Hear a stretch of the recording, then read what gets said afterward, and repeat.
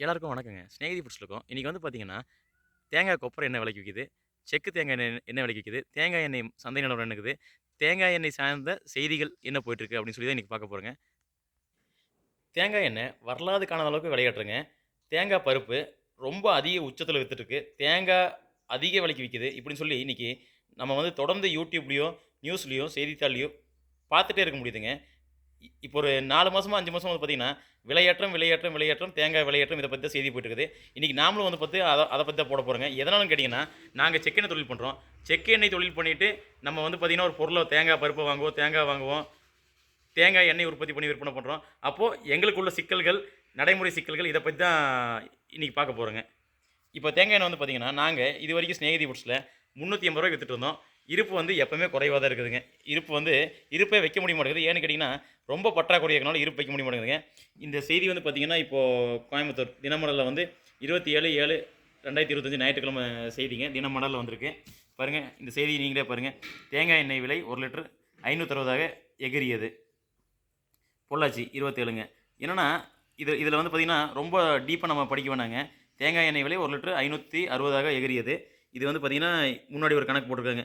ரகம் 2025 ஜனவரி. 1 கிலோ கொப்பரை வந்து சாதா 147 2022 25 ஜூலை வந்து பார்த்தீங்கன்னா, ரூ. 235. அதாவது சாதாங்க. ஸ்பெஷல் வந்து பார்த்தீங்கன்னா, 2025 ஜனவரியில வந்து பார்த்தீங்கன்னா 150. அதே வந்து இப்போ ஜூலைல வந்து பார்த்தீங்கன்னா 240ங்க ஸ்பெஷலு. தேங்காய் எண்ணெய் 15 கிலோ டின்னு 3100. இப்போ வந்து பார்த்தீங்கன்னா 5600. ஸோ தேங்காய் 1 டன் பச்சை 58,000. இப்போ வந்து பார்த்தீங்கன்னா 68,000. தேங்காய் கருப்பு 62,000. இப்போ 72,000. இதான் போட்டிருக்காங்க. அப்போது தேங்காய் எண்ணெய் விலை 1 லிட்டர் 560ஆக எகிறியது. இதே வந்து பார்த்தீங்கன்னா, செக்கில் சிக்கிய அவதின்னு சொல்லி போட்டிருக்காங்க. மரச்செக்கு எண்ணெய் வந்து பார்த்தீங்கன்னா 560 போட்டிருக்காங்க. அதே வந்து பார்த்தீங்கன்னா, நார்மலா வந்து பார்த்தீங்கன்னா, சந்தையில வந்து பார்த்தீங்கன்னா, ஒரு ரூ. 450 விற்பனையாகுது அப்படின்னு சொல்லி போட்டிருக்காங்க. இதே செய்தி வந்து பார்த்தீங்கன்னா, இன்னைக்கு காலையில செய்திகள்ல வந்து டிவியில வந்து பார்க்க முடிஞ்சுங்க. இதே செய்திய இப்படியே வந்து சொன்னாங்க. இதில இருக்கிற தகவல் படி இன்னைக்கு வந்து பார்த்தீங்கன்னா, தேங்காய் எண்ணெய் ரூ. 560 விற்பனையாகுதுன்னு சொல்றாங்க. ஸோ இதுதான் வந்து தேங்காய் சம்மந்தமான செய்திங்க. இது வந்து பார்த்தீங்கன்னா, நாங்க உற்பத்தியாளரா எங்கனால வந்து தவிர்க்க முடியாத விஷயம். ஏன்னா சந்தைங்கிறது வந்து பார்த்தீங்கன்னா, சந்தை விலைங்கிறது வந்து பார்த்தீங்கன்னா, சந்தைய தாண்டி கொஞ்சம் குறைந்த விலைக்கு ஒரு சிலருக்கு கிடைக்குதுங்க. எல்லாத்துக்கும் அது கிடைக்காதுங்க. சந்தை விலைனா, அது சந்தையில வந்து தேங்காய் எண்ணெய் விலைக்கு விக்குது, கொப்பரை எண்ணெய் விலைக்கு விக்குது, எண்ணெய் என்ன விலைக்கு விக்குது அப்படின்னு சொல்லி தான் பார்க்க முடியுங்க. ஏன்னு கேட்டீங்கன்னா, இப்போ ஒருத்தர் வந்து பார்த்தீங்கன்னா, தேங்காய் எண்ணெய் ஒரு ரூ. 50 ரூ. 100 விற்பனை ஆச்சுன்னா, இருப்பே வைக்க முடியாது. இப்படி தான் நாங்க போன வாட்டி தேங்காய் எண்ணெய் ரூ. 300 320 விக்கும்போது, ரூ. 220 வித்துட்டு இருந்தோம். அப்ப எங்க இருப்புலாம் ஸ்டாக்லாம் காலியாயிருச்சுங்க. எண்ணெயும் விற்பனையாகுது. நம்மளால வந்து மறுபடியும் வந்து பார்த்தீங்கன்னா, உற்பத்தி பண்ண முடிய மாட்டேங்குது. ஏன்னு கேட்டீங்கன்னா, சந்தை விலைக்கு நாங்க வந்து வாங்குறதில்ல. சந்தை விலைக்கு வாங்காம, நம்ம விலை குறைச்சு கேட்டோம்னா, நமக்கும் தேங்காய் பருப்பு கிடைக்கவே கிடைக்காதுங்க. இப்போ அதனால என்னன்னா, இப்போ நம்ம தமிழ்நாட்டுல இருக்கவங்களுக்குலாம் வந்து பார்த்தீங்கன்னா, தேங்காய் எண்ணெய் வந்து நம்ம பயன்பாடு வந்து ரொம்ப கம்மிங்க. அதிகபட்சமா என்ன பண்ணணும்னா, நம்ம தலைமுடிக்கு போடுறதுக்காக தான். அதாவது தலை வந்து சூடாகாம இருக்கறக்கு, பாதுகாப்புக்காக நம்ம சூட குறைக்கிறதுக்காக தான் தேங்காய் எண்ணெய் யூஸ் பண்றோம். அப்படி தேங்காய் எண்ணெய் யூஸ் பண்ற நாம வந்து பார்த்தீங்கன்னா, இந்த விலையேற்றம் நமக்கு எந்த பாதிப்பும் இல்ல. இந்த விலையேற்றத்த வந்து நீங்க ஆதரவு குடுத்தீங்கன்னா, நீங்க வந்து ஒரு விவசாயிக்கு ஆதரவு குடுக்குறீங்க. விவசாயி வந்து அதாவது கடினமா உழைத்து எல்லாத்துலயும் வந்து பார்த்தீங்கன்னா, ஒரு நியாயமான விலை கிடைக்காம, சந்தை விலை கிடைக்காம தான் போயிட்டு இருக்காங்க. இந்த மாரி விலையேற்றமான சமயத்துல தான் அவங்களுக்கு ஏதோ கொஞ்சம் ஒரு போனஸ் மாரி கொஞ்சமா சேர்ந்து கிடைக்குதுன்னு நெனச்சுக்கலாங்க. அதனால இந்த 1/2 லிட்டர், 1 லிட்டர் தேங்காய் எண்ணெய் வாங்குறவங்களுக்கு இந்த விலையேற்றம் வந்து பெரிய விலையேற்றமா இருக்காதுன்னு நெனைக்கிறேன். நீங்க வந்து ஒரு 1/2 லிட்டர் வாங்கி பயன்படுத்துங்க. எங்கேயாச்சும் ஒரு செலவு நம்ம ஒரு படத்துக்கு போறோம், வெளிய சுத்த போறோம், நெறைய ஹோட்டலுக்கு போய் சாப்பிடுறோம். அந்த மாரி இடத்துல சும்மா ஒரு ஒரு ரூ. 100 கம்மி பண்ணோம்னா, ரூ. 110 வித்த தேங்காய் எண்ணெய் இன்னைக்கு வந்து பார்த்தீங்கன்னா, 1/2 லிட்டர் இன்னைக்கு ஒரு ரூ. 210 விக்க போகுதுங்க. ஸோ அப்ப என்னன்னா, நமக்கு ஒரு ரூ. 110 சேருது. அந்த ரூ. 110 எங்கேயாச்சும் குறைச்சோம்னா வேலை முடிஞ்சுங்க. நம்ம தமிழ்நாட்ட பொறுத்தவரைக்கும், இந்த தேங்காய் எண்ணெயோட விலையேற்றம் வந்து பெரிய பாதிப்பை ஏற்படுத்தும்னு நெனைக்கிறேங்க. ஏன்னு கேட்டீங்கன்னா, நம்ம எல்லாருமே வந்து பார்த்தீங்கன்னா, நாங்க எண்ணெய விற்பனை பண்ணும்போது, ஒரு 5 லிட்டர் கல்லெண்ணெய் வாங்குனாங்கன்னா, ஒரு 1/2 லிட்டரோ, 1 லிட்டர் தேங்காய் எண்ணெய் வாங்குவாங்க. இவ்வளோதாங்க. அது போக என்னன்னா, கொஞ்சம் வீட்ல வந்து பெண் பிள்ளைகள் இருக்கவங்க வந்து பார்த்தீங்கன்னா, எண்ணெய் காய்ச்சி பூசுவாங்க. அவங்களுக்கு வந்து தேங்காய் எண்ணெய் 1 லிட்டரோ, 2 லிட்டரோ கொஞ்சம் எச்சா தேவைப்படுங்க. இவ்வளோதான் விஷயமே தவிர, இந்த விலையேற்றம் வந்து நிரந்தரம் கிடையாது. அடுத்த ஒரு ஜனவரி, பிப்ரவரி மாசம் போல, மார்கழி மாசம் ஒரு பனியெல்லாம் முடிஞ்சதுக்கப்புறம், இந்த கிளைமேட்லாம் சீரழிஞ்சுச்சுன்னா, எல்லாருமே உடைச்சு போட்டாங்கன்னா, நெறைய கொப்பரை வரத்து இருந்துச்சுன்னா, கண்டிப்பா விலை குறையுங்க. குறையறக்கு வாய்ப்புகள் இருக்குங்க. ஒரு ஒரு ரீசனபிளான சந்தை விலைங்கிறது எப்பவுமே வந்துருங்க. இதே மாரி தான் கடலை விலை வந்து பார்த்தீங்கன்னா, ஒரு கரெக்ட்டா ஒரு 2லேருந்து 3 வருஷத்துக்கு முன்னாடி வந்து பார்த்தீங்கன்னா, கடலை விலை நாட்டு பருப்பு ரூ. 125 போச்சுங்க. இன்னைக்கு அதே கடலை விலை ரூ. 110 விக்குதுங்க. அதே வெளிமாநில கடலை ரூ. 117 விற்பனையாச்சு. இன்னைக்கு வந்து பார்த்தீங்கன்னா, ஒரு ரூ. 88 விற்பனையாகுது. எல்லாவோட சந்தை விலையும் ஒரு 3 வருஷம், 2 வருஷம் ஒரு சராசரியா நிலையா தான் நிக்குதுங்க. இது வந்து இப்ப ஏறி இருக்குது. சூழ்நிலை காரணமாக இப்போ விலை உச்சத்தில இருக்குதுங்க.